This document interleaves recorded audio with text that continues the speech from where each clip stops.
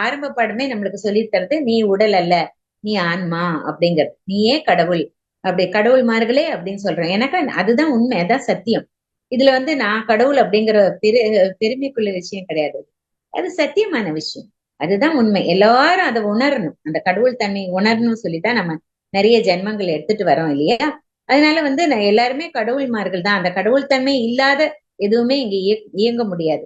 அவனின்றி ஒரு அணமும் அசையாதுன்னு சொல்லுவாங்க. அவன்னா யாரு? அந்த கடவுள் தன்மை, இறைநிலை, அந்த சைதன்யம், அதாவது அந்த இறையின் சக்தி. அது இல்லாம யாராலையும் ஒண்ணுமே அசையவே முடியாது. எதுவுமே ஒரு புழுல இருந்து எல்லாமே அந்த அசையணும்னாக்கா அந்த இறைநிலை, இறைத்தன்மை இருக்கணும். இல்லைன்னா உண்மை முடியாது. அந்த மாதிரி இருக்கும்போது நம்ம அந்த இறைநிலையை புரிஞ்சுக்கணும் அப்படிங்கறதுக்காக நான் என்ன சொல்லியிருக்காருன்னா, சிலை வழிபாட்டுல ஈடுபடக்கூடாது. ஏன்னா வழிபடும் போது, பூஜை புனஸ்காரம் பண்ணும்போது என்ன ஆயிடுதுனாக்கா, நம்மளை விட ஒரு உயர்ந்த சக்தி ஒண்ணு இருக்கு.